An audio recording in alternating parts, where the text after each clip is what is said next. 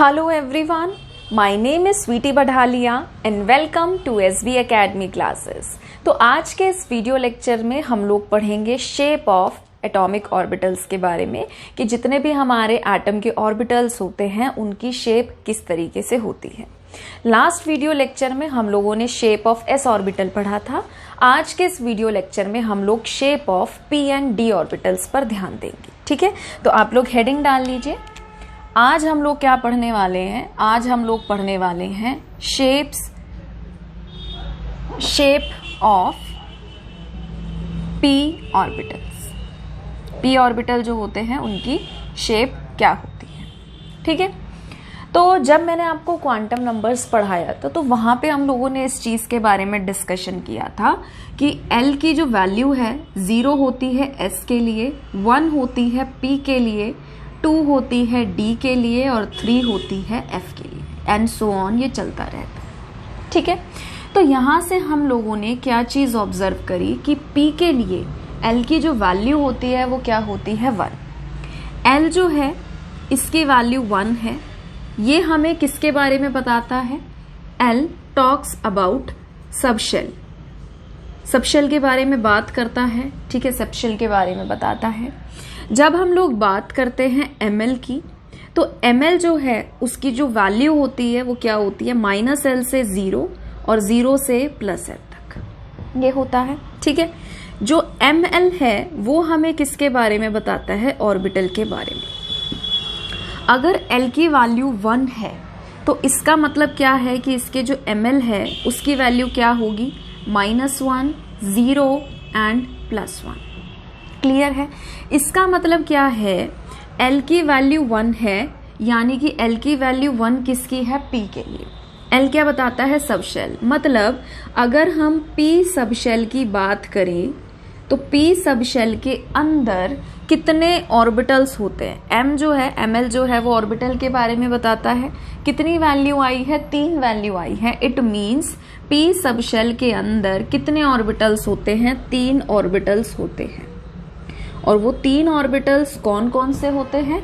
वो 3 ऑर्बिटल्स होते हैं px, py एंड pz। ठीक है, हमारी 3 एक्सिस होती है ना, x y z। अगर हम लोग समझें तो हमारे पास 3 एक्सिस होती है। जैसे कि मान लो ये x एक्सिस है, ये y एक्सिस है और ये क्या है? z एक्सिस है। इस तरीके से समझ पा रहे हो? ठीक है, मतलब एक एक्सिस आपकी ऐसे है, एक एक्सिस आपकी ऐसे है और एक एक्सिस आपकी इस तरीके से है। तो इसको हम लोग कैसे बना रहे हैं कि देखिए ये हमारी एक एक्सिस, किसी को भी x y z मान सकते हो। ऐसा कुछ मैंडेटरी नहीं है कि इसी को x मानना है, उसी को y मानना है, उसी को z मानना है। नहीं, आपकी जो इच्छा हो, जिसको जो मानना चाहो आप मान सकते हो। तो जो P है, मैंने आपको बताया भी था कि P की जो शेप है वो कैसी होती है? वो होती है डम्बेल। कैसी शेप होती है? डम्बेल शेप होती है। ठीक है, सपोज अगर ये मेरा x है, ये मेरा y है, ये मेरा z है। ठीक है, तो अगर मैं बात करूंगी, इधर बना देती हूँ। जैसे कि मान लो अगर ये मेरा है x, ये है y, ये है z। किसी को भी कुछ भी मान सकते हो, डजेंट मैटर। ओके, अगर ये मेरा px है तो px में जो लोब होंगे p के, वो सिर्फ और सिर्फ कहाँ होंगे? Along x axis. तो सिर्फ और सिर्फ लोब जब x के अलोंग होंगे तो उसे px कहा जाएगा। अगर मैं बात करूं py की, this is x y z। अगर मैं बात करूं py की, तो जो p के लोब हैं, डम्बेल जो इसकी शेप है, ठीक है, ये होंगे अलोंग y एक्सिस। क्लियर है? अगर मैं बात करूं pz की,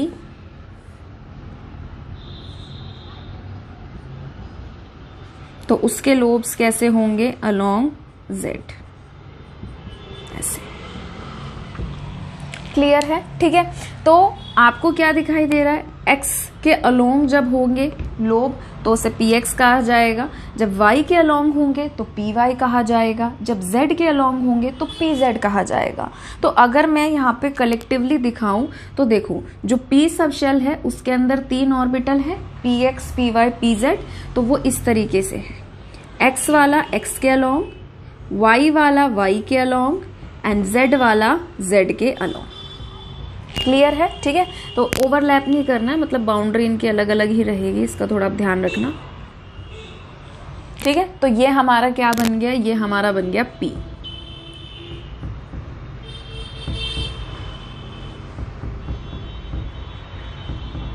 ठीक है, नोट करिए इसको।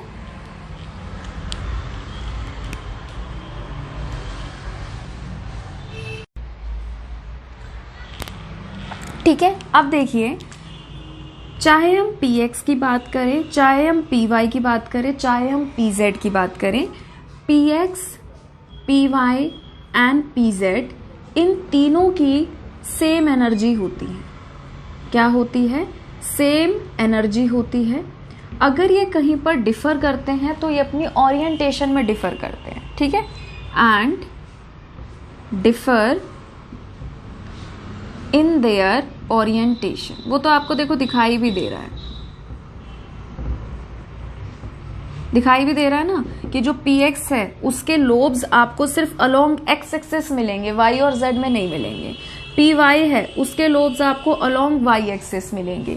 pz है उसके लोब्स आपको अलोंग z एक्सिस मिलेंगे। अब आपको ध्यान रखना है एक बात और, ये आपका एक पूरा का पूरा p ऑर्बिटल होता है।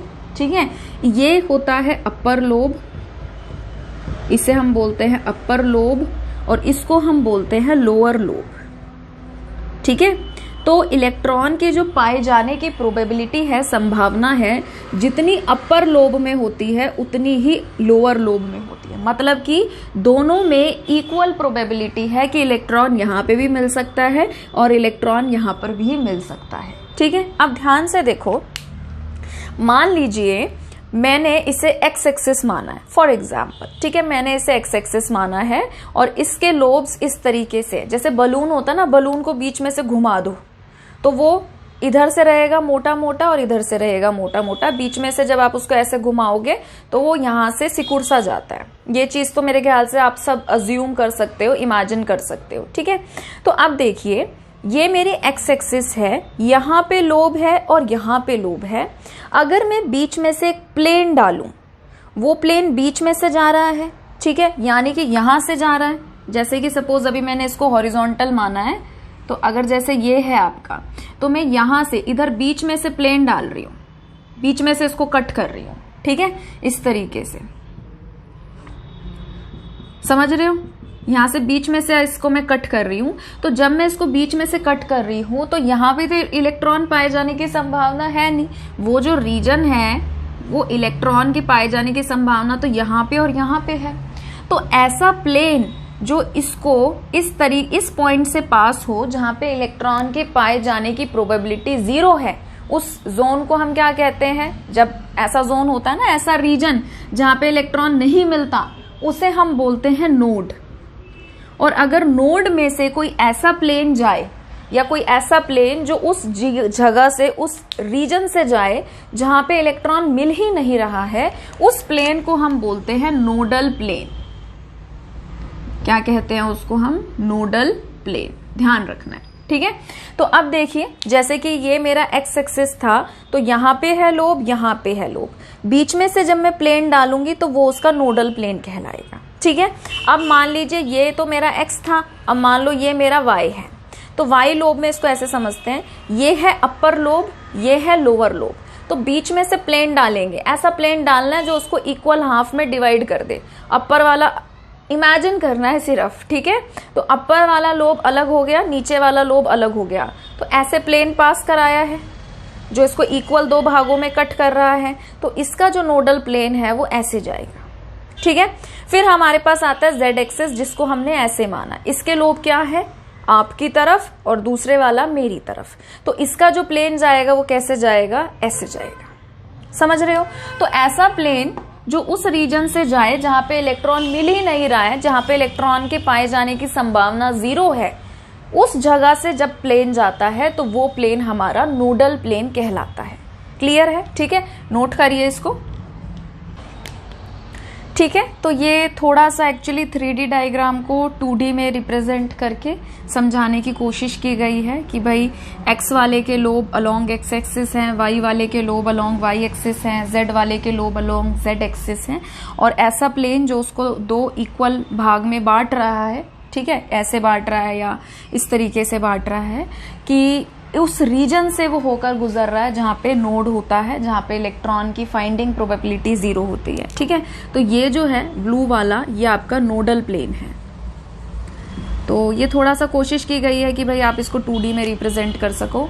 फिर से मैं और बार बार कह रही हूँ इस चीज के लिए पैनिक मत होना कि पहले एक्स एक्सिस उसे माना था, अब एक्स एक्सिस इसे मान लिया है। आप डिफाइन कर ही नहीं सकते कि ये हमारी एक्स एक्सिस ही होगी।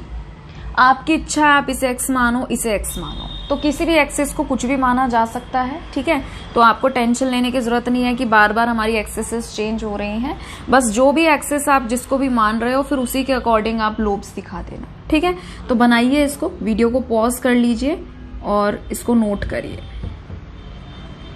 ठीक है, नोडल प्लेन की डेफिनेशन भी मैं लिख देती हूँ, आप पहले इसको नोट कर लो वीडियो को पॉज करके। ठीक है, तो नोडल प्लेन देखिए क्या है, the two lobes of P orbital. ठीक है, जैसे इसकी बात कर रहे हैं कि ये एक लोब है और ये एक लोब है। ठीक है, तो कह रहे हैं कि जो दो लोब होते हैं पी ऑर्बिटल के are separated by a plane, उसको हम अलग अलग कर देते हैं, उसके बीच में से एक प्लेन पास करा के, हैविंग 0 इलेक्ट्रॉन डेंसिटी, और वो जो प्लेन है वो इस तरीके से पास होता है या उस पॉइंट पे से, उस रीजन में से पास होता है जहां पे इलेक्ट्रॉन की पाए जाने की संभावना या इलेक्ट्रॉन की फाइंडिंग प्रोबेबिलिटी क्या है, 0। इलेक्ट्रॉन डेंसिटी वहां पे क्या है, 0। तो कह रहे हैं this is called nodal plane. तो ऐसे प्लेन को हम लोग क्या कहते हैं, नोडल प्लेन। ठीक है, नोट कर लीजिए डेफिनेशन को। ठीक है, तो अब हम लोग पढ़ेंगे शेप्स ऑफ डी ऑर्बिटल के बारे में। तो हेडिंग डालिए शेप्स ऑफ डी ऑर्बिटल्स। ठीक है, डी ऑर्बिटल्स की शेप के बारे में हम लोग पढ़ेंगे। तो अब देखिए, मैंने आपको बताया था, क्या बताया था, एल की वैल्यू 0 होती है एस के लिए, 1 होती है पी के लिए, 2 होती है डी के लिए, 3 होती है एफ के लिए। तो L की वैल्यू जो है वो D के लिए क्या होती है, 2। ठीक है, तो L जो है वो 2 है D के लिए। इसका मतलब जब हम लोग ml की वैल्यू निकालेंगे तो वो क्या क्या आएगी, -2, -1, 0, +1, +2। तो ये हमें क्या बताता है, ऑर्बिटल के बारे में। कितनी वैल्यूज आ रही हैं इसकी, 5। तो यानी कि D के कितने ऑर्बिटल होते हैं, 5 ऑर्बिटल्स होते हैं। और वो 5 ऑर्बिटल्स, जैसे कि suppose if we are talking about d sub shell, so in d sub shell we are having 5 d orbitals, जो कि कौन कौन से होते हैं, d x y, d y z, d z x, d x square minus y square and d z square. ठीक है, इनकी शेप्स आपको अच्छे से ध्यान रखनी है, 12th में बहुत काम आएगी। जब आप कोऑर्डिनेशन कंपाउंड चैप्टर पढ़ोगे तो वहां पे पता होना चाहिए, जब आप लोग स्प्लिटिंग वगैरह पढ़ोगे। खैर अभी तो समझ ही नहीं आएगा तो बताने का क्या फायदा है। ठीक है, चलिए, तो अब देखिए हमारे पास 3 एक्सिस होती है। जिस तरीके से बुक में बताया गया होता है, अगर मैं वैसे समझाऊंगी तो मुझे नहीं लगता आपको समझ में आएगा। तो आप देखिए हम लोग इस तरीके से समझेंगे। सपोज तीनों एक्सिस है, एक्स भी है, वाई भी है, जेड भी है, बट आपकी सिंप्लिसिटी के लिए मैं तीसरी एक्सिस नहीं दिखा रही। ठीक है, अब देखो, जब हम बात करते हैं एक्स वाई की, मैंने आपको बताया था जो डी है, डी की शेप कैसी होती है, डबल डम्बेल। कैसी होती है इसकी शेप, डबल डम्बेल होती है। ठीक है, तो अगर हम लोग बात कर रहे हैं एक्स वाई की, तो नाम से ही पता चल रहा है वो डी ऑर्बिटल जो एक्स और वाई में हो, जो कहाँ पे हो, एक्स और वाई प्लेन में हो।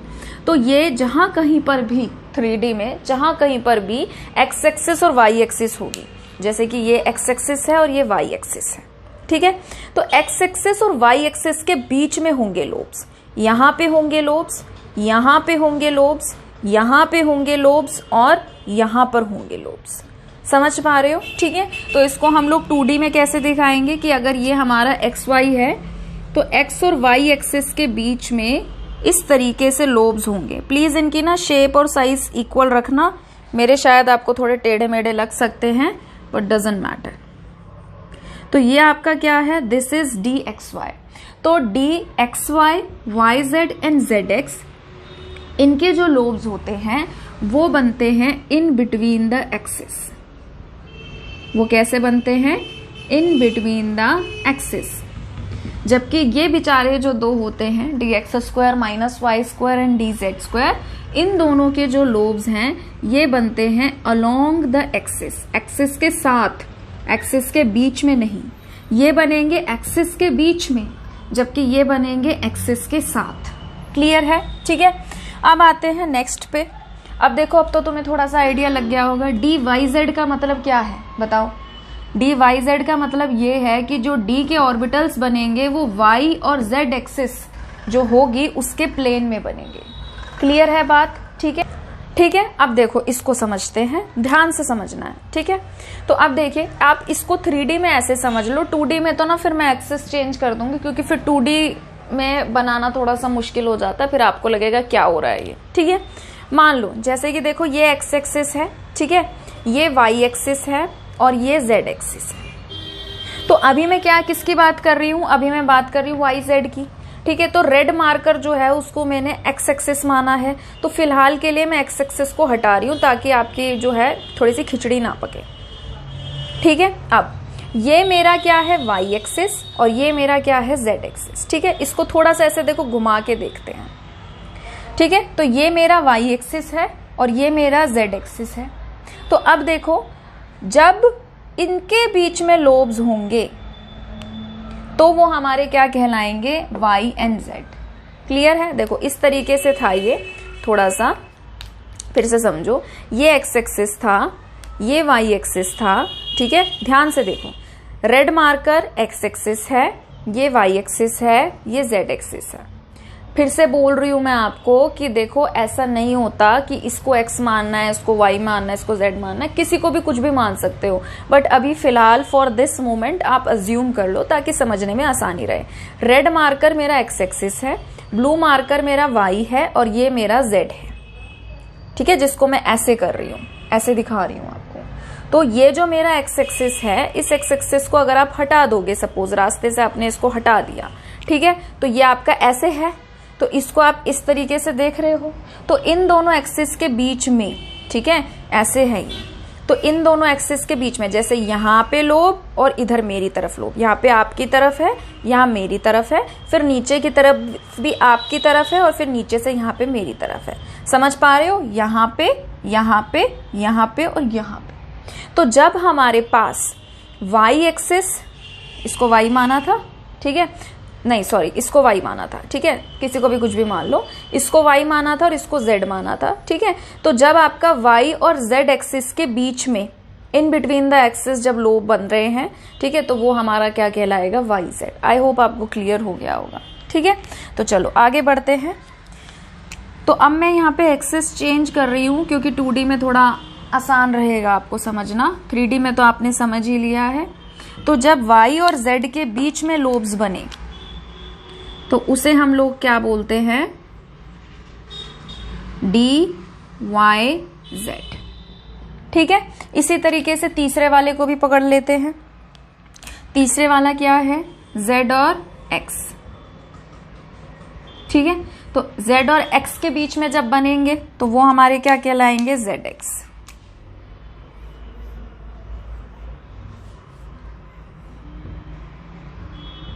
ठीक है, उसके बाद आते हैं हम लोग DX² माइनस Y²। ये वाला जो होता है ये अलोंग द एक्सिस होता है, जैसे कि ये हमारा X है, ये हमारा Y है और ये हमारा Z है। तो अभी फिलहाल Z का तो काम नहीं है तो इसको हटाओ। ठीक है, तो अब क्या है, ये एक्सिस के साथ, मतलब यहाँ पे लोब, यहाँ पे लोब, यहाँ पे लोब और यहाँ पे लोब, ऐसे है। इधर है आधा लोब, इधर है, इधर है और इधर है। तो एक्सिस के साथ है, एक्सिस के बीच में नहीं है। ठीक है, तो ये इस तरीके से,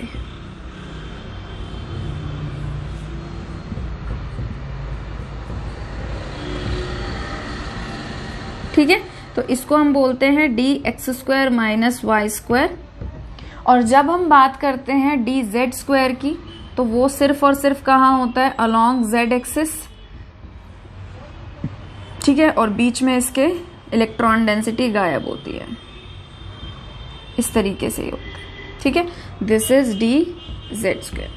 प्लीज बनाइए, इसको नोट करिए, ठीक है। अब हम लोग आगे बढ़ते हैं। तो अब देखिए, जब हम बात करते हैं नोड की, तो नोड हम लोगों ने डिस्कस किया था एक ऐसा रीजन है जो हमें ये बताता है कि कहाँ पे इलेक्ट्रॉन नहीं मिलेगा, ठीक है। आई थिंक मैंने इतनी बार बोल दिया है ना कि नोड ऐसा रीजन है जहाँ पे इलेक्ट्रॉन की फाइंडिंग प्रोबेबिलिटी 0 है, तो मुझे लगता है आपको सुन सुन के याद हो जाना चाहिए कि नोड क्या है। तो जब हम नोड की बात करते हैं तो हमारे पास ना बेसिकली 2 तरीके के नोड आते हैं, या नोड में 2 तरीके के पार्ट आते हैं, ये कहना बहुत मतलब ठीक रहेगा। एक होता है रेडियल पार्ट और एक होता है एंगुलर पार्ट, ठीक है। तो अब देखो, जब हम बात करते हैं रेडियल नोड की, जिसको हम स्फेरिकल नोड भी कहते हैं, जितने पॉसिबल नाम है मैंने लिख रखे हैं, ठीक है। तो रेडियल नोड को हम लोग स्फेरिकल नोड भी कहते हैं। तो ये एक स्फेरिकल सरफेस होता है, ध्यान देना है, ये क्या होता है, एक स्फेरिकल सरफेस है, ठीक है। स्फेरिकल सरफेस है with in an orbital, orbital के अंदर ही, ऑन विच मतलब विद इन उसके साथ साथ ही, ठीक है। A spherical surface with in an orbital on which the probability of finding the electron is 0 is called spherical node और रेडियल नोड। अगर आपको ध्यान हो, ठीक है, जैसे हमने निकाला था 1s का, तो n की वैल्यू 1 थी, s के लिए l की वैल्यू 0 होती है, n माइनस l माइनस 1 करते हैं, तो हमने कहा था कि 1s में कोई नोड नहीं होता, तो हमने कहा था न्यूक्लियस होता है, और हमारे प्यारे से न्यूक्लियस के बाहर का जो रीजन है that is 1s। After that हम लोगों ने 2s के बारे में डिस्कशन किया था, और हमने क्या कहा था, 2s के लिए n की वैल्यू 2 है, s के लिए l की वैल्यू 0 होती है, 2 माइनस 0 माइनस 1 नोड आता है 2s में। तो हमने कहा था कि 1s के बाद हमारा एक ऐसे रीजन आएगा स्फेरिकल सरफेस वाला, जिसको हम नोड कहेंगे, उसके बाद हमारे पास क्या आएगा, 2s आएगा। ये चीज डिस्कस हुई थी। तो इसे हम रेडियल नोड या फिर स्फेरिकल नोड कहते हैं। ये क्या होता है, spherical surface with in an orbital, जिसको निकालने का हमारे पास फॉर्मूला क्या होता है, n माइनस l माइनस 1, जो हमने कल भर भर के यूज किया था। फिर आता है एंगुलर नोड, जिसे हम नोडल प्लेन भी कहते हैं। ये एक प्लेन होता है, ये क्या है, एक प्लेन है। जैसे कि फॉर एग्जाम्पल ये आपकी एक्स एक्सिस है, p ऑर्बिटल आप अज्यूम करो कि जैसे ये एक्स एक्सिस है और इसका p ऑर्बिटल अलोंग px जो है अलोंग एक्स एक्सिस ऐसे बना हुआ है।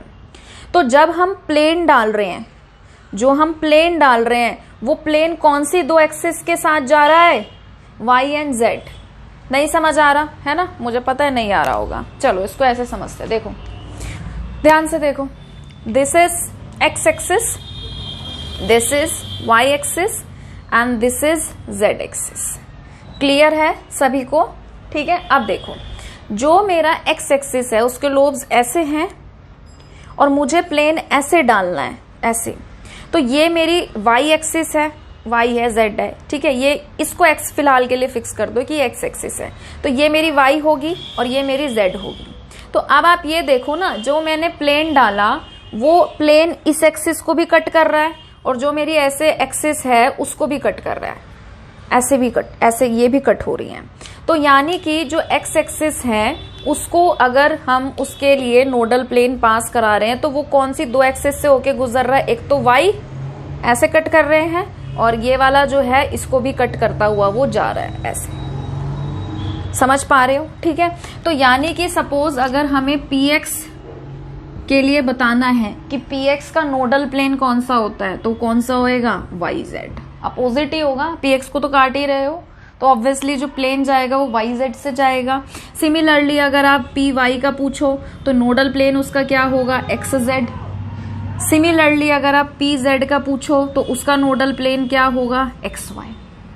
प्लेन है ना, प्लेन के लिए तो चाहिए, ये प्लेन है सपोज, मतलब अगर आप, ये एक प्लेन है तो जो प्लेन है वो 2 डायमेंशनल होता है ना, इस तरीके से और इस तरीके से। तो अगर आप किसी भी एक्सिस का नोडल प्लेन निकाल रहे हो तो वो उसकी बाकी की 2 अपोजिट एक्सिस के थ्रू जाता है। क्लियर है? ठीक है।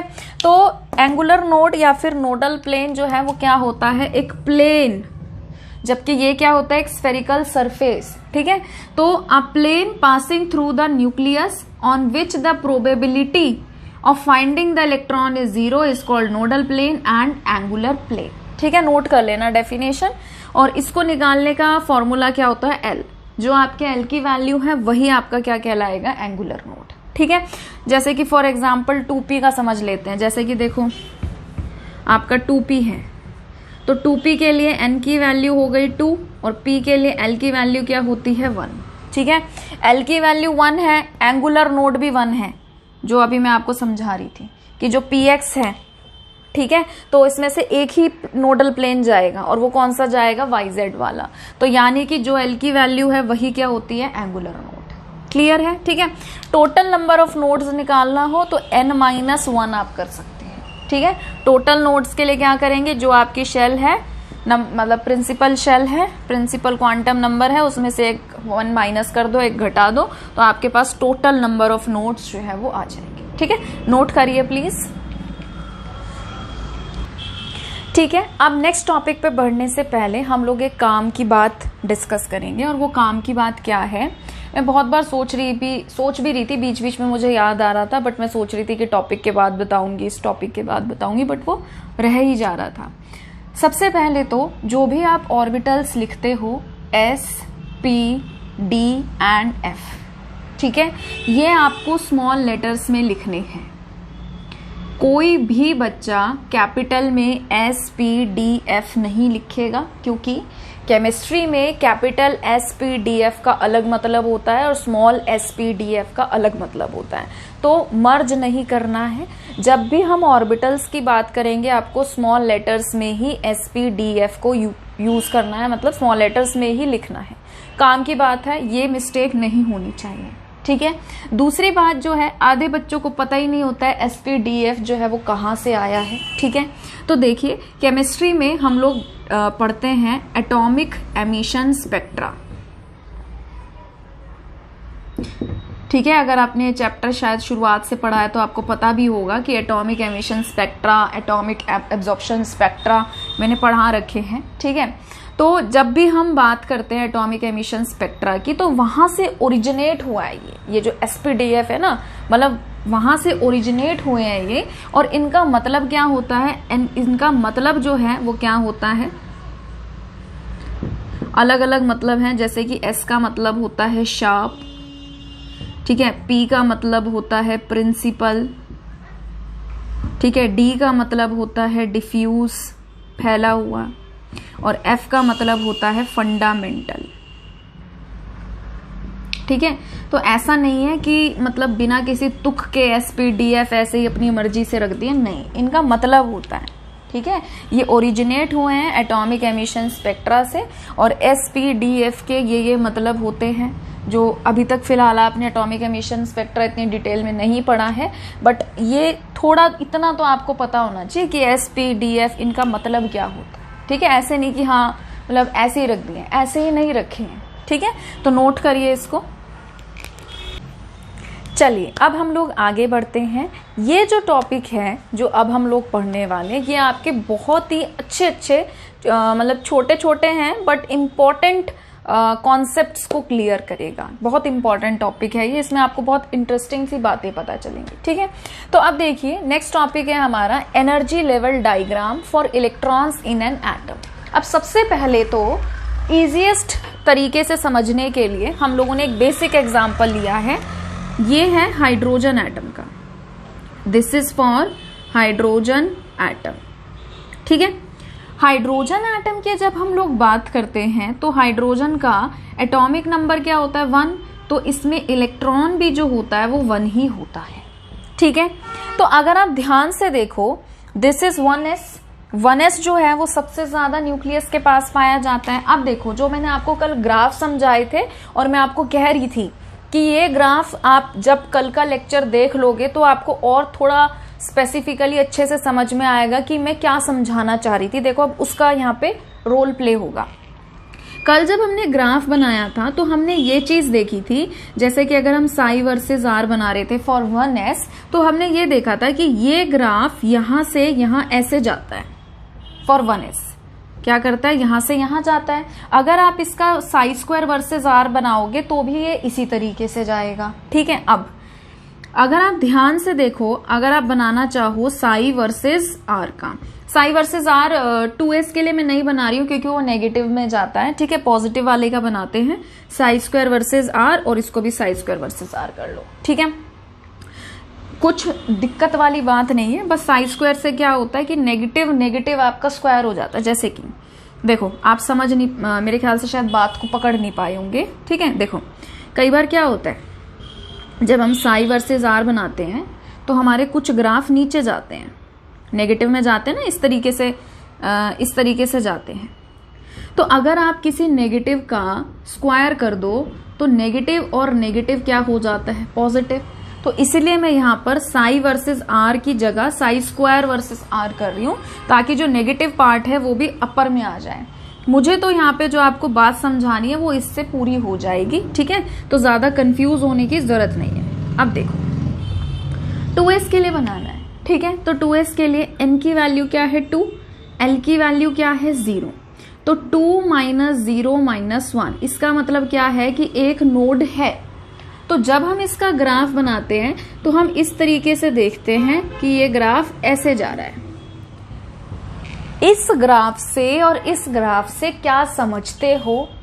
ठीक है, ये ऐसे ही नहीं बनाने सिखाए थे, इनका एक बहुत इंपॉर्टेंट रोल होता है। और वो क्या है, वो ये है कि जैसे जैसे डिस्टेंस बढ़ रहा है 1s वाला जो रीजन है वहां पे इलेक्ट्रॉन पाए जाने की संभावना धीरे धीरे डिक्रीज हो रही है।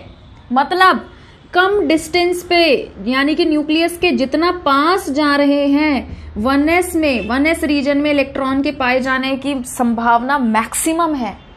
रेडियस कम करने का मतलब क्या है, न्यूक्लियस के पास जा रहे हैं, तो न्यूक्लियस के सबसे पास किसके इलेक्ट्रॉन पाए जाते हैं, 1s के। समझ रहे हो? अब देखो 2s के बारे में बात करते हैं। अब 2s क्या है कि जैसे जैसे डिस्टेंस बढ़ रहा है, रेडियस बढ़ रहा है, न्यूक्लियस से दूर जा रहे हैं, तो इलेक्ट्रॉन डेंसिटी कम हो रही है और फिर और थोड़ा दूर जाने पर अपने मैक्सिमम पीक पर पहुंच रही है। ये है ना इसका मैक्सिमम पीक। तो इसका मतलब क्या है कि 2s के इलेक्ट्रॉन, मतलब 2s वाला जो रीजन है जहां पे 2s के इलेक्ट्रॉन पाए जाएंगे वो न्यूक्लियस से थोड़ी दूर पाए जाते हैं, जबकि यहाँ पे क्या होता है, मैक्सिमम पाए जाता है। इसका जो ये वाला पोर्शन होता है ना, थोड़ा सा नीचे से स्टार्ट होता है। ठीक है, मैं तो जैसे ऐसे रेंडमली अप्रोक्सीमेटली बना रही हूँ ना, मेजरमेंट लेके नहीं बना रही हूँ, पर जब मेजरमेंट से देखोगे तो इसका पीक, मतलब ये पॉइंट थोड़ा ऊपर होता है, ये वाला पॉइंट थोड़ा नीचे होता है। तो नीचे से ऐसे करके पीक पे जा रहा है। मतलब कि 2s में अगर आप कंपैरिजन करोगे तो जो इसका जो पीक है वो बढ़ते हुए डिस्टेंस पर है, न्यूक्लियस से थोड़ा दूर जाके इसका पीक मिलता है, जबकि इसका पीक तो न्यूक्लियस के बहुत पास मिलता है। तो इस ग्राफ से क्या समझ रहे हो, इस ग्राफ से ये समझ रहे हो कि 1s के इलेक्ट्रॉन न्यूक्लियस के पास हैं, जबकि 2s के जो इलेक्ट्रॉन है वो न्यूक्लियस से थोड़ा सा दूर है। समझ में आई बात? ठीक है, बहुत इंपॉर्टेंट बात है। अब यहाँ पे हम लोग क्या देख रहे हैं, देखो ये ऐसे है कि जैसे हमारे पास सपोज n = 1 है, मतलब प्रिंसिपल क्वांटम नंबर या प्रिंसिपल शेल जो है 1 है, उसके अंदर 1s पाया जाता है। फिर आती है सेकंड शेल जो थोड़ी सी दूर है, ठीक है, तो उसके अंदर पाया जाता है 2s एंड 2p। फिर आती है थर्ड शेल, उसके अंदर पाया जाता है 2s 2p and third shell के अंदर पाया जाता है 3s 3p एंड 3d। तो आप क्या देख रहे हैं कि जो आपकी पहली शेल है जिसके अंदर 1s वाला इलेक्ट्रॉन है वो न्यूक्लियस के सबसे पास है। ठीक है, तो सबसे पास अगर है, हमने ये पढ़ा था ना, अगर आप इसको इस तरीके से समझो कि जैसे न्यूक्लियस है तो ये पहली शेल है, ये सेकंड शेल है, ये थर्ड शेल है, होता है ना ऐसे। तो पहली शेल की एनर्जी कम होती है, सेकंड शेल की एनर्जी उससे ज्यादा होती है, थर्ड वाले की उससे ज्यादा होती है। तो कहने का मतलब ये है कि जितना न्यूक्लियस से दूर चला जाता है जाता है तो एनर्जी उतनी बढ़ती है। तो अगर मैं ऑर्बिटल्स में आपसे पूछूं कि भाई कौन सा है जिसकी लोएस्ट एनर्जी होगी, तो आंसर है वो जो न्यूक्लियस के सबसे पास होगा। तो जो न्यूक्लियस के सबसे पास है उनमें वो कौन सा वाला है, वो 1s है। तो 1s वाले की एनर्जी सबसे कम होती है, फिर 2s एंड 2p की होती है, फिर 3s एंड 3p 3d की होती है, then 4s 4p 4d 4f की होती है, देन सो ऑन। इतनी बात क्लियर है। तो हमें यहां से पता चला कि जो हमारा s वाला होता है इसकी एनर्जी सबसे कम है, फिर उससे ज्यादा p वाले की है, फिर उससे ज्यादा d वाले की। यहां से हमने एक जनरलाइज कंक्लूजन निकाल दिया कि ये हमारा इस तरीके से एनर्जी का ऑर्डर है। नाउ क्वेश्चन कम्स हेयर कि ये जो हमने ऑर्डर बनाया, जैसे इसमें हमने क्या चीज देखी कि जो हमारी, अगर हम बात कर रहे हैं, suppose if we are talking about energy only, अगर हम सिर्फ और सिर्फ एनर्जी की बात कर रहे हैं फॉर हाइड्रोजन एटम, तो उसकी एनर्जी की वैल्यू सिर्फ और सिर्फ किस पे डिपेंड कर रही है, प्रिंसिपल क्वांटम नंबर पर।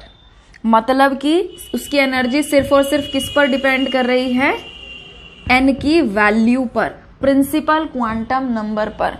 l पे तो कर ही नहीं रही, l पे तो कर ही नहीं रही। यहां पे देखो s के लिए l की वैल्यू 0, यहां पे s के लिए l की वैल्यू 0, l की वैल्यू 1। इन्होंने तो सेम एनर्जी में ही डाल दिया s को और p को। It means for hydrogen atom l तो मैटर ही नहीं कर रहा, 2s और 2p की सेम एनर्जी है। यहां पे आओ 3s 3p 3d सबकी एनर्जी सेम है, और ऊपर जाओ 4s 4p 4d 4f, इनकी आपस की बात कर रहे हैं, आपस में इनकी एनर्जी क्या है, सेम है। तो यहां से हम ये चीज कंक्लूड कर रहे हैं कि फॉर हाइड्रोजन एटम एनर्जी जो है, लिख लो इसको अच्छे से, फॉर हाइड्रोजन एटम एनर्जी जो है वो सिर्फ और सिर्फ डिपेंड करती है प्रिंसिपल क्वांटम नंबर पर, एजीमुथल क्वांटम नंबर पर, यानी कि L पर डिपेंड नहीं करती। समझ आया? अब ऐसे ऑर्बिटल्स थोड़ा सा मिटा के जगह बना देती हूं, ठीक है। ऐसे ऑर्बिटल्स जिनकी एनर्जी सेम होती है, ठीक है, ऐसे ऑर्बिटल्स जिनकी एनर्जी सेम होती है उन्हें हम बोलते हैं डीजेनरेट। उन्हें हम क्या बोलते हैं, डीजेनरेट। जेनरेट, यार एक तो मैं ना लिखते लिखते भूल जाती हूँ कसम से।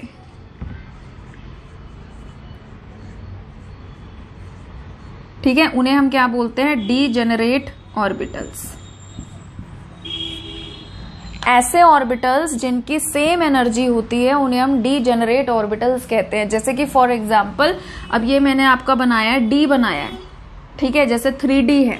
अब 3D के अंदर आपके क्या क्या आएंगे, 3D XD, 3D XY, 3D YZ, 3D ZX, 3D x square minus y square, 3D Z square. तो ये सारे के सारे जो हैं ये क्या है, ये डीजेनरेट हैं। डीजेनरेट क्यों है, क्योंकि इनकी क्या है, एनर्जी सेम है। ठीक है, तो अगर हम हाइड्रोजन की बात करें तो हाइड्रोजन एटम से हमें ये पता चल रहा है फिलहाल के लिए कि प्रिंसिपल क्वांटम नंबर अगर सेम है तो ऑर्बिटल से फर्क नहीं पड़ रहा, एनर्जी क्या है उनकी सेम है, मतलब कि वो आपस में क्या है, डीजेनरेट है। थर्ड शेल की जैसे बात करें तो 3s 3p 3d they are degenerate. In fourth principal shell अगर फोर्थ शेल की बात करें 4s 4p 4d 4f, ये सारे के सारे क्या है, डीजेनरेट। अब सवाल ये पैदा होता है कि यहाँ पे तो हम चर्चा कर रहे हैं हाइड्रोजन एटम की, क्या ये चीज, यही कॉन्सेप्ट ये वाला मल्टी इलेक्ट्रॉन्स में भी वैलिड होता है? तो आंसर है नहीं, आंसर है नहीं। ठीक है, तो अगर वहां पर नहीं है तो फिर क्या है, ठीक है, उस पर डिस्कशन करेंगे। उससे पहले आप वीडियो को पॉज करके इसको नोट कर लो।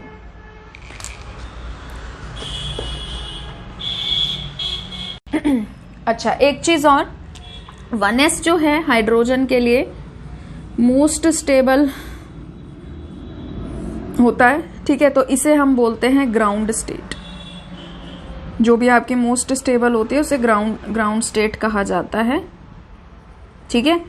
For hydrogen atom 1s is the ground state.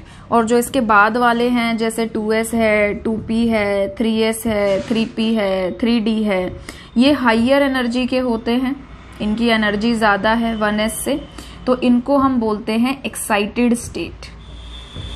इन्हें कहा जाता है एक्साइटेड स्टेट, ठीक है, नोट करिए। चलिए अब हम लोग आगे बढ़ते हैं, अब आएंगे मजे, ठीक है, क्योंकि यहाँ पे अच्छी अच्छी बातें हमें सीखने को मिलेंगी। अब देखिए, अभी तक हम लोगों ने हाइड्रोजन एटम का एनर्जी लेवल डायग्राम पढ़ा था, और ये वाला जो मैंने बनाया है ये बनाया है फॉर मल्टी इलेक्ट्रॉन्स, ठीक है। अब ऐसा तो है नहीं इस दुनिया जहां में सिर्फ एटम ही है जिससे हम सारी चीजें कर रहे हैं। We are using different kind of varieties of atoms, है ना। तो मल्टी इलेक्ट्रॉन एटम का क्या है, ठीक है। अगर आप ध्यान से देखो, जो पिछले वाला था उसमें क्या था, प्रिंसिपल शेल, अगर n की वैल्यू आगे वाला नंबर अगर सेम था तो l पे डिपेंड ही नहीं कर रहा था, सारे के सारे डीजेनरेट थे। यहां पे देखो 1s है, 1s के बाद आ रहा है 2s, और 2s के बाद आ रहा है 2p, ऊपर हाइयर एनर्जी ऐसे बढ़ रही है, ठीक है। फिर 2p के बाद आ रहा है 3s, 3s के बाद आ रहा है 3p, 3p के बाद आ रहा है 4s, 3d, 4p, 5s, 5d, 5p, 6s, फिर आएगा 4f, ठीक है। तो वो इतना भी अगर आप मेन तो कॉन्सेप्ट समझो, उसके बाद तो फिर आप खुद ही बना सकते हो, ठीक है। अब सबसे पहला सवाल ये आता है कि ऐसा क्यों हाइड्रोजन वाले का एनर्जी लेवल डायग्राम अलग था और जो मल्टी इलेक्ट्रॉन एटम्स हैं उनका एनर्जी लेवल डायग्राम अलग है। तो इसका सबसे सिंपल आसान शब्दों में जो आंसर है वो ये है, ड्यू टू इलेक्ट्रॉन्स। हमारे आसपास की रोजमर्रा की जिंदगी में, मतलब अगर हम देखें जो चीजें हो रही हैं, प्रोसेसेस हो रहे हैं, क्या है, all these are chemical reactions. Chemical reactions जो हैं वो कैसे हो रही हैं, मैं आप तो कर नहीं रहे हैं, ऑब्वियसली उनके पीछे रिस्पॉन्सिबल अगर कोई चीज है, कौन सी चीज है जो केमिकल रिएक्शन में पार्टिसिपेट करती है, and the simple and basic answer is electrons. Electrons ही हैं जो केमिकल रिएक्शन में पार्टिसिपेट कर रहे हैं। अब हाइड्रोजन के केस में एक ही इलेक्ट्रॉन होता है, वो बेचारा क्या करेगा, एक इलेक्ट्रॉन से तुम क्या करा लोगे, एक इंसान से तुम क्या करा सकते हो, कुछ ही एक लिमिटेड पोर्शन का ही काम करा सकते हो। बट अगर किसी एटम के अंदर बहुत सारे इलेक्ट्रॉन्स आ जाएं तो वो बहुत सारी पॉसिबिलिटीज, सिचुएशंस पैदा कर देता है। हाइड्रोजन के केस में एक एटम था, एक प्रोटॉन होता है, प्रोटॉन जो न्यूक्लियस के अंदर रहेगा, प्रोटॉन और इलेक्ट्रॉन के बीच में अट्रैक्शन ही होगा, अपोजिट चार्ज अट्रैक्ट ही करेंगे। बट जब हम बात करते हैं मल्टी इलेक्ट्रॉन्स के बारे में, तो मल्टी इलेक्ट्रॉन्स के केसेस में देखो क्या हो जाता है, न्यूक्लियस के अंदर आ गए हमारे प्रोटॉन, बाहर आ गए इलेक्ट्रॉन। अभी के लिए फिलहाल ऐसे समझो, प्रोटॉन और मतलब न्यूक्लियस लिख देते हैं, थोड़ा सा तमीजदार लगेगा, ठीक है। चलो, तुम्हें समझाने के चक्कर में ना मैं कुछ ज्यादा ही सिंपल चीजें बोलने लग जाती हूँ। हाँ, तो न्यूक्लियस है, न्यूक्लियस पे प्रोटॉन की वजह से प्लस चार्ज है, ओके। न्यूट्रॉन होते हैं, न्यूट्रॉन पे तो कोई चार्ज ही नहीं होता। न्यूक्लियस के अंदर पता है ना सबको, दो चीजें होती हैं, प्रोटॉन एंड न्यूट्रॉन, ठीक है। इस पे कोई चार्ज नहीं होता, प्रोटॉन पे पॉजिटिव चार्ज होता है, तो न्यूक्लियस फिलहाल के लिए पॉजिटिव चार्ज कैरी कर रहा है। नाउ पहली सिचुएशन क्या है, अट्रैक्शन है। किस किस के बीच में अट्रैक्शन है, न्यूक्लियस के बीच में, attraction between nucleus and electrons. दूसरी चीज क्या है, रिपल्शन, म्यूचुअल रिपल्शन। किस किस के बीच में रिपल्शन हो रहा है, सेम चार्ज रिपेल करते हैं, they are repelling each other. और यहां तो मैंने सोचो दो इलेक्ट्रॉन दिखाए हैं, मल्टी इलेक्ट्रॉन में तो इलेक्ट्रॉन कितने भी हो सकते हैं, आयोडीन एटॉमिक नंबर कितना ज्यादा है उसका, कितने इलेक्ट्रॉन्स? ब्रोमीन एटॉमिक नंबर 35, कितना ज्यादा है? समझ पा रहे हो मैं क्या कहना चाह रही हूँ? मतलब कि जो ऐसे एटम्स अज्यूम करो ना जिनमें बहुत सारे इलेक्ट्रॉन्स होते हैं, तो इलेक्ट्रॉन क्या करता है? रिपेल करता है, तो म्यूचुअल रिपल्शन रहता है इलेक्ट्रॉन और इलेक्ट्रॉन के बीच में। अब ये तो एक एटम की कहानी है, इसके इलेक्ट्रॉन दूसरे एटम के इलेक्ट्रॉन को भी तो रिपेल कर सकते हैं, थोड़ा सा इलेक्ट्रिक फील्ड के द्वारा रिपल्शन क्रिएट होगा कि नहीं होगा? तो यानी कि एक एटम का इलेक्ट्रॉन दूसरे एटम के इलेक्ट्रॉन को भी रिपेल कर सकता है। मैं पॉसिबिलिटीज बता रही हूँ। तो क्या ये सारी चीजें, ये फैक्टर, ये हाइड्रोजन में थे क्या? हाइड्रोजन में तो था ही एक इलेक्ट्रॉन और वो न्यूक्लियस से अट्रैक्ट हो रहा था। बाकी के ऑर्बिटल्स हमारे खाली पड़े हैं, तो कुछ है ही नहीं वहां पे, तो राम कहानी दी एंड है, कुछ प्रॉब्लम ही नहीं है वहां पे तो।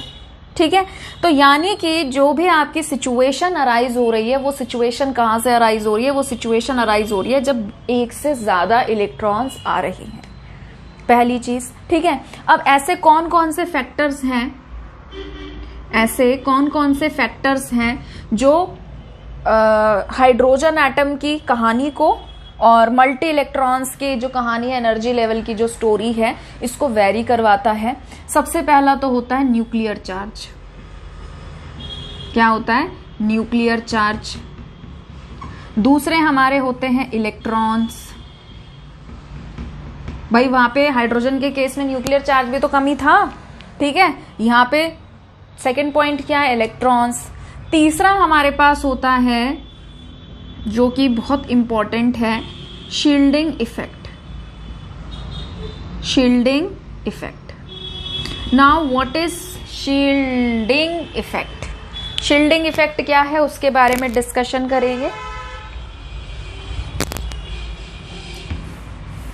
देखो, जब भी हम बात करते हैं मल्टी इलेक्ट्रॉन्स की, तो मल्टी इलेक्ट्रॉन्स में क्या होता है कि जो भी आपका न्यूक्लियस है वो पॉजिटिवली चार्ज्ड है, उस पे पॉजिटिव चार्ज है। ठीक है, चलो अब देखो, इमेजिन करेंगे, समझने की कोशिश करेंगे with the help of shells. ठीक है, अभी ऑर्बिटल्स के आप लोग इतने हैबिचुअल नहीं हुए हो और मेरे ख्याल से शेल्स से मैं समझाऊंगी तो आपको शायद अच्छे से समझ आ जाएगा एक ही बार में, मतलब कहानी समझ में आ जाएगी कि मैं क्या समझाने की कोशिश कर रही हूँ। पहली शेल में 2 इलेक्ट्रॉन्स। ठीक है, ज्यादा सीरियस मत हो जाना कि मैडम इलेक्ट्रॉन्स तो ऑर्बिटल्स में होते हैं, फिर आप क्यों शेल्स की मदद ले रहे हो, फलाना ढिमका व्हाटएवर। सेकेंड शेल में 8 होते हैं, आपको पता है, मुझको पता है, बट यहाँ पे कॉन्सेप्ट समझने की कोशिश करते हैं। ठीक है, चलिए, न्यूक्लियस है, इस न्यूक्लियस के अंदर प्रोटॉन्स हैं और न्यूक्लियस पर पॉजिटिव चार्ज है। ठीक है, अब ये जो पॉजिटिव चार्ज है न्यूक्लियस पर, ये जितने फोर्स से इस पास वाले इलेक्ट्रॉन को अट्रैक्ट कर रहा है, क्या ये उतने ही फोर्स से इस बाहर वाले इलेक्ट्रॉन को अट्रैक्ट कर रहा होगा? दिस इज माई क्वेश्चन, ये मेरा क्वेश्चन है कि जो ये वाला इलेक्ट्रॉन है जो इसके सबसे पास है, नई शेल से समझना, ऑर्बिटल्स में अज्यूम कर लो कि पास वाले ऑर्बिटल का जो इलेक्ट्रॉन है और जो दूर वाले ऑर्बिटल में इलेक्ट्रॉन है, क्या सेम मैग्नीट्यूड से न्यूक्लियस इनको अट्रैक्ट कर रहा होगा? तो आंसर है बिग नो। अब कैसे? न्यूक्लियस ने इस इलेक्ट्रॉन को अट्रैक्ट कर लिया, इसको अट्रैक्ट कर लिया, न्यूक्लियस ने इसको अट्रैक्ट कर लिया, इसको अट्रैक्ट कर लिया, इसको अट्रैक्ट कर लिया, इसको अट्रैक्ट कर लिया, इसको अट्रैक्ट कर लिया, करता जा रहा है, करता जा रहा है। न्यूक्लियस हमारी एक बॉल है और 3 डायमेंशनल रीजन से वो इलेक्ट्रॉन्स को अट्रैक्ट कर रहा है। इसको आप ऐसे अज्यूम कर सकते हो जैसे कि आपके पास कुछ मिठाई है और उस मिठाई पर मक्खियां आकर चिपक गई। ठीक है, मक्खियां व्हाटएवर जो भी आप समझना चाहते हैं कि उस पे वो कोई भी चीज आकर चिपक गई। अब वो एक शील्ड का काम करती है, वो एक परत बना लेती है, एक शील्ड का काम कर रही है, और न्यूक्लियस का जो मैग्नीट्यूड है, जिस फोर्स से वो इसको अपनी तरफ खींच रहा है, अब जब एक शील्ड आ जाएगी, एक दीवार आ जाएगी, तो वो उतनी फोर्स से उस इलेक्ट्रॉन को अपनी तरफ नहीं खींच पाएगा जितने फोर्स से वो पास वाले इलेक्ट्रॉन को अट्रैक्ट कर पा रहा है। समझ पा रहे हो इस चीज को? ऑब्वियस सी बात है ना लाइक जैसे कि हम बाहर निकले, हम बीच पर गए, ठीक है, हमने स्विमिंग कॉस्ट्यूम पहना, हमें टैनिंग बहुत जल्दी होती है ना। बट अगर हम कपड़े पहन लें, अच्छे से कवर कर लें, लोशन पोशन लगा लें, सब कुछ करा लें, ठीक है, तो वो टैनिंग का जो इफेक्ट है वो रिड्यूस हो जाएगा। और बहुत ही ज्यादा तुमने कुछ अच्छा ही पहन लिया है तो ऐसा भी हो सकता है कि आपको टैनिंग ना हो। क्यों? क्योंकि जो सूरज की रोशनी सीधा आपके स्किन पर फॉल कर रही थी, आपने उसको किसी चीज से ढक दिया। समझ पा रहे हो? तो जो न्यूक्लियस का इफेक्ट पास वाले इलेक्ट्रॉन्स पे ज्यादा लगता है, अट्रैक्शन वाला, ठीक है, वो दूर वाले इलेक्ट्रॉन पे उतना नहीं लग पाता, कम होकर लगता है, रिड्यूस हो जाता है। समझ रहे हो? तो जो आपका बचा कुचा अट्रैक्शन है, या जो इसका चार्ज है, या जो मैग्नीट्यूड है, जो इनके शील्डिंग मतलब जो इसकी स्क्रीन लग के वजह से जो घट रहा है, मतलब कम हो गया, उसके बाद जो लगता है उसे हम बोलते हैं effective nuclear charge. I think आपको शायद समझ में आ गया होगा कि मैं क्या कहना चाह रही हूं, ठीक है। और ये जो इलेक्ट्रॉन है, इन्होंने एक शील्ड बनाकर इसके इफेक्ट को वहां पे लगने से रोका। इसको अगर किसी को नहीं भी आया है समझ में, मान लो जैसे इसका मैग्नीट्यूड हाइपोथेटिकली इस पर अगर 10 लग रहा था, तो इन्होंने जब परत बना दी, ठीक है, तो वो परत या शील्ड बनने की वजह से अब वो 10 की बजाय हो सकता है 8 लगे, 7 लगे, कुछ भी लगे। तो वो जो वैल्यू है that is effective nuclear charge. और इन्होंने शील्ड बनाई, इसके इफेक्ट को रिड्यूस किया आउटर मोस्ट इलेक्ट्रॉन पे या बाहर वाले इलेक्ट्रॉन पे, तो उसको हम बोलते हैं शील्डिंग इफेक्ट। अब तुम इस कॉन्सेप्ट को घुसा के देखो हाइड्रोजन एटम में। हाइड्रोजन में तो है ही इलेक्ट्रॉन एक, क्या शील्डिंग इफेक्ट होगा? क्या बनाएगा शील्ड? लग रहा है किसी एंगल से शील्ड बना सकता है? नहीं बना सकता ना। ऑब्वियस सी बात है, पहले बाहर इलेक्ट्रॉन होने चाहिए और अंदर शील्डिंग इफेक्ट कर लगाने के लिए इलेक्ट्रॉन्स होने चाहिए। तो हाइड्रोजन में तो है ही एक, क्या करेगा वो? कुछ कर ही नहीं सकता। तो ऐसे बहुत सारी मतलब अलग अलग चीजें आती हैं जिसकी वजह से जो एनर्जी लेवल डायग्राम होता है मल्टी इलेक्ट्रॉन्स का और हाइड्रोजन एटम का, वो डिफर हो जाता है, ठीक है। इसमें एक प्रिंसिपल शेल भी होता है, ठीक है, प्रिंसिपल शेल भी इसमें एक होता है। बट जो मेन आपका मेरे को लगा था कि डिस्कस करने वाला है वो शील्डिंग इफेक्ट वाला है, वो चीज एक नई सी चीज थी, ठीक है, समझ में आया? नोट करिए इसको। तो अब जब यहाँ पे बात हो रही है तो मैं आपको बता भी देती हूँ कि Z स्टार जो कि हमारा होता है इफेक्टिव न्यूक्लियर चार्ज, प्यारा सा, ये इसको निकालने का एक्सप्रेशन क्या होता है? Z माइनस में S। तो Z है आपका न्यूक्लियर चार्ज, ओके, और ये है आपका स्क्रीनिंग इफेक्ट या शील्डिंग इफेक्ट। इसको भी ना निकालने का एक वो होता है रूल, स्लेटर्स रूल। आगे पढ़ोगे, यहाँ पे नहीं पढ़ोगे, मतलब 12th तक तो नहीं पढ़ोगे। स्क्रीनिंग इफेक्ट, ठीक है, इसको शील्डिंग इफेक्ट भी कहते हैं। शील्डिंग इफेक्ट, स्क्रीनिंग इफेक्ट एक ही बात है, ठीक है। कंफ्यूज मत होते रहना, कहीं अलग अलग टर्म से आ जाए और बैठ के सोचो क्या आ गया क्या आ गया, ठीक है। नोट करिए, ठीक है। चलो आगे बढ़ते हैं। अब हम कुछ इंपॉर्टेंट पॉइंट डिस्कस करेंगे। अब वो इंपॉर्टेंट पॉइंट हमारे क्या है? सबसे पहला इंपॉर्टेंट पॉइंट ये है कि जिसके L की वैल्यू ज्यादा होगी, ठीक है, जिसके L की वैल्यू ज्यादा होगी उसकी एनर्जी ज्यादा होगी।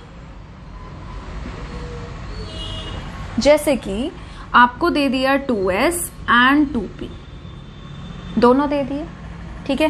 प्रिंसिपल क्वांटम नंबर तो सेम ही है। तो अब देखो n पे तो जा ही नहीं सकते। s के लिए L की वैल्यू क्या होती है? 0, और p के लिए L की वैल्यू क्या होती है? 1। किसके L की वैल्यू ज्यादा है? इसकी। तो किसकी एनर्जी ज्यादा होगी? 2p की। तो आप ध्यान से देख सकते हैं कि 2p का जो एनर्जी है वो ऊपर है और 2s का जो एनर्जी है वो नीचे है। क्लियर है इतनी बात? तो पहला पॉइंट क्या है कि जिसकी L की वैल्यू ज्यादा है उसकी एनर्जी की वैल्यू ज्यादा होगी, ठीक है। नोट करिए।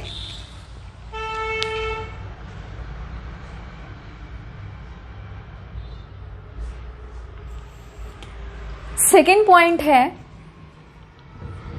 जो एनर्जी डिफरेंस है जो एनर्जी डिफरेंस है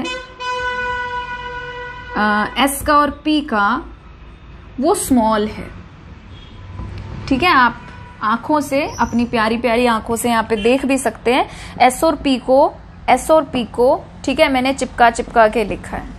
तो इनका जो एनर्जी डिफरेंस है वो बहुत ज्यादा नहीं होता है, बट जब हम बात करते हैं पी की और डी की,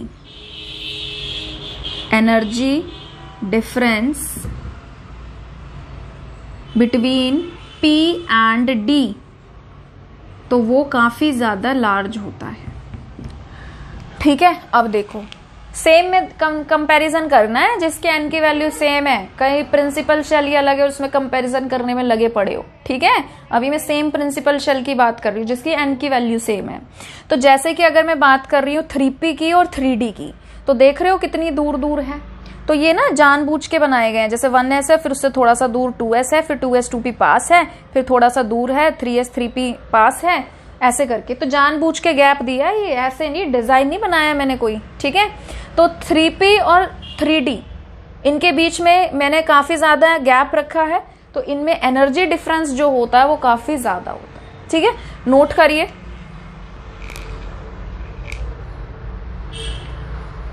आते हैं तीसरे पॉइंट पे।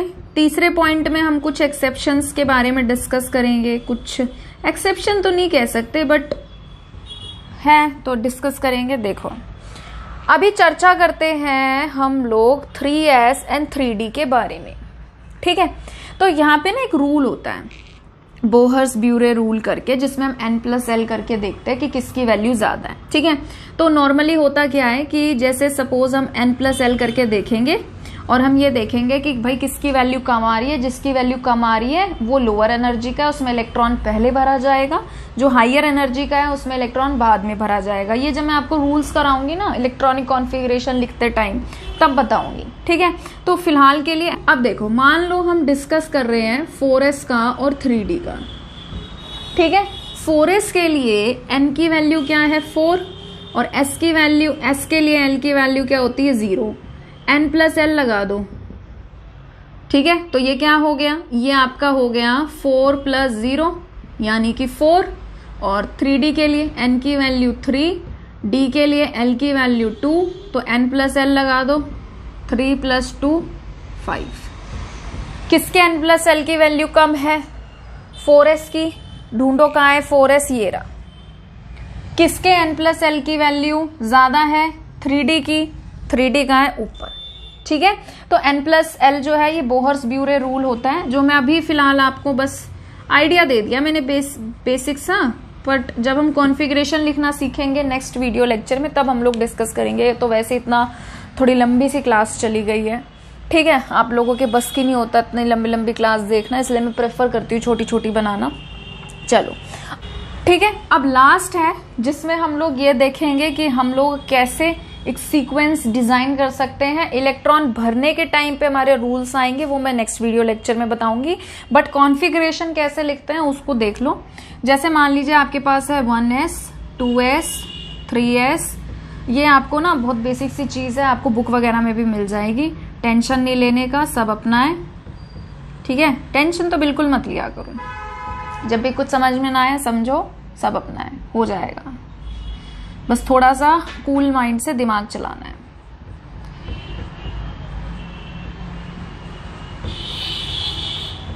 ठीक है, ओके।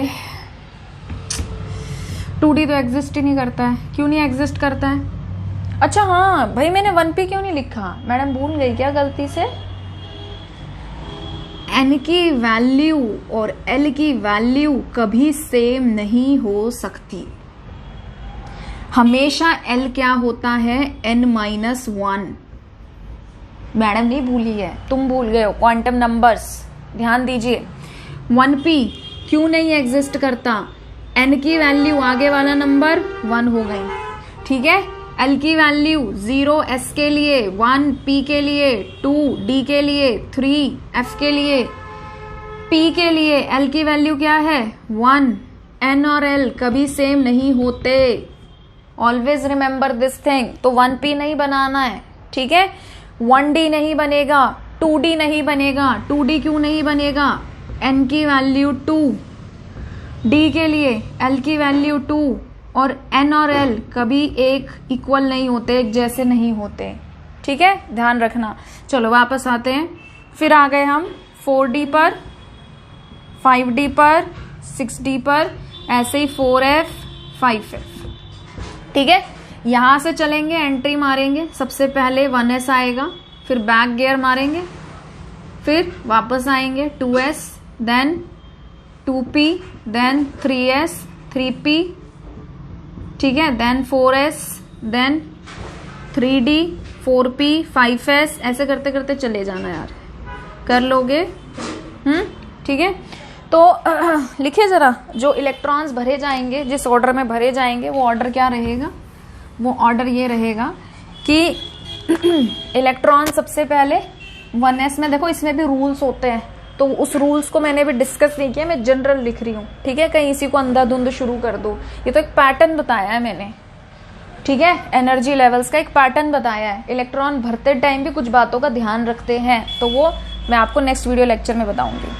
1s के बाद क्या आ रहा है? 2s के बाद क्या आ रहा है? 2p के बाद क्या आ रहा है? 3s, फिर 3s के बाद क्या आ रहा है? 3p के बाद क्या आ रहा है? 4s के बाद क्या आ रहा है? 3d, 4p, फिर 5s एंड सो ऑन, ऐसे चलते रहो। ठीक है, नोट करिए इसको। तो आज के लिए इतना ही। अगर आप लोगों को ये वीडियो पसंद आया है तो प्लीज इसे लाइक करिए, शेयर करिए, सब्सक्राइब करिए। अगर आपको कोई दिक्कत है या कोई भी डाउट है तो आप मुझे कमेंट सेक्शन में बता सकते हैं। SB एकेडमी के साथ बने रहिए। जल्दी मिलेंगे एक नई वीडियो के साथ। अपना ध्यान रखिए। Thank you.